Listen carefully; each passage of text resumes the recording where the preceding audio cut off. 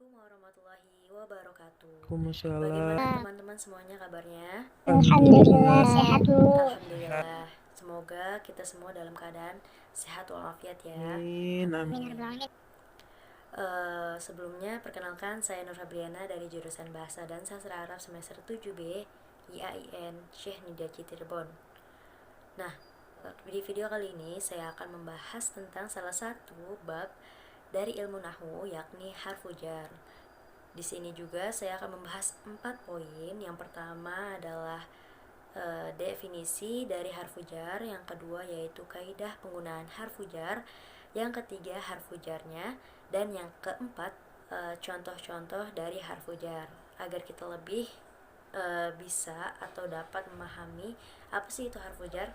Nah teman-teman jangan di skip ya videonya, tonton sampai akhir biar kita lebih paham apa sih itu harfu jar. Oke, pembahasan yang pertama yaitu definisi harfu jar. Nah teman-teman di sini ada yang tahu nggak sih apa itu definisi dari harfu jar? Jadi teman-teman, harfu jar itu adalah huruf yang menyebabkan isim setelahnya menjadi majrur atau kasroh yang disebut jar majrur.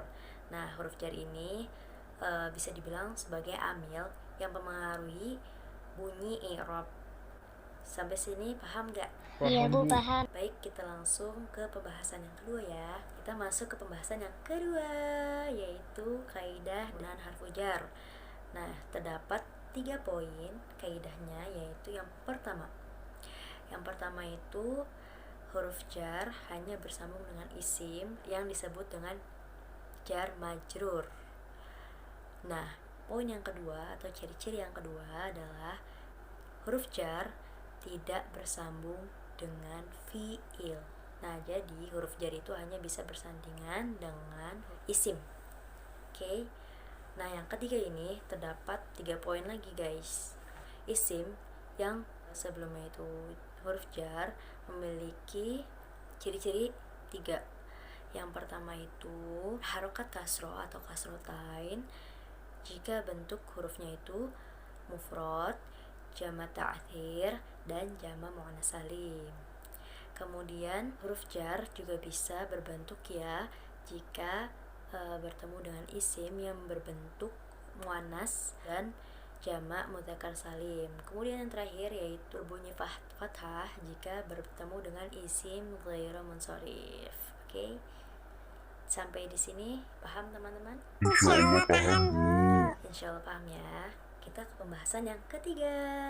Nah, harfu jar itu dari tadi kita kan kayak membahas definisi harfu jar aja, terus kaidah-kaidahnya. Nah, yang bikin isim tersebut berubah tuh harfu jar tuh yang kayak gimana ya?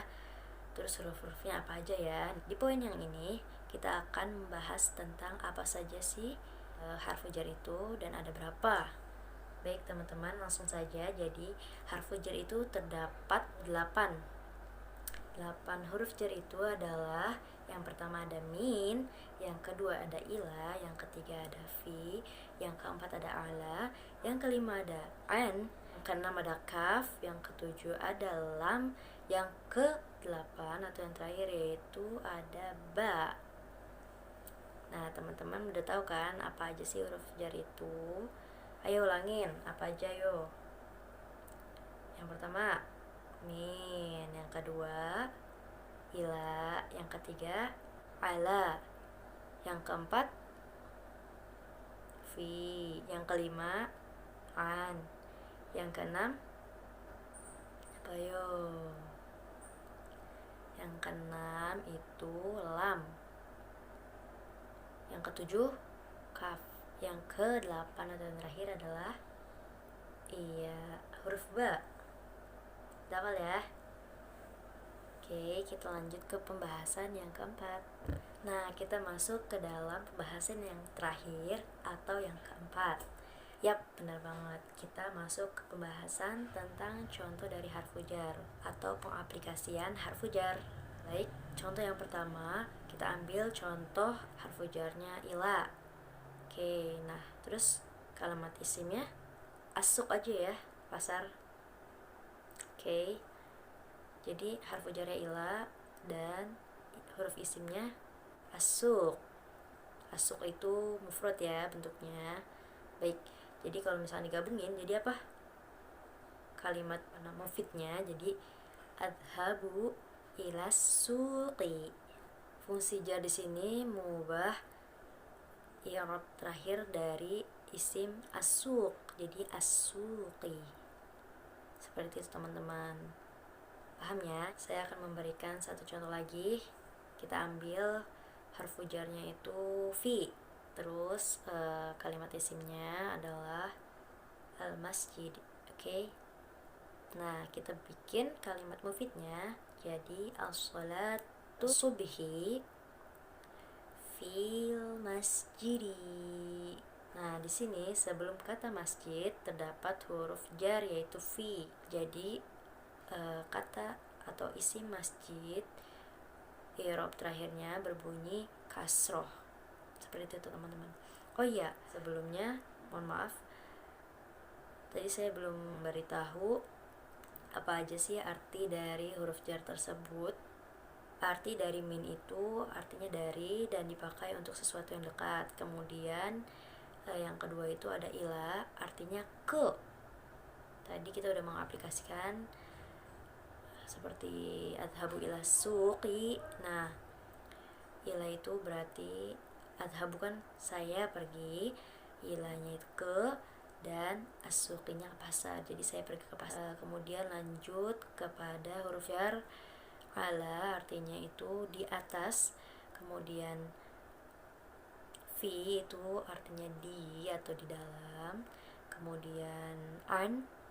Nah, an sama min itu bedanya sama-sama dari, tapi bedanya kalau min itu untuk yang dekat, kalau an itu untuk sesuatu yang jauh. Seperti jarak rumah ke sekolah.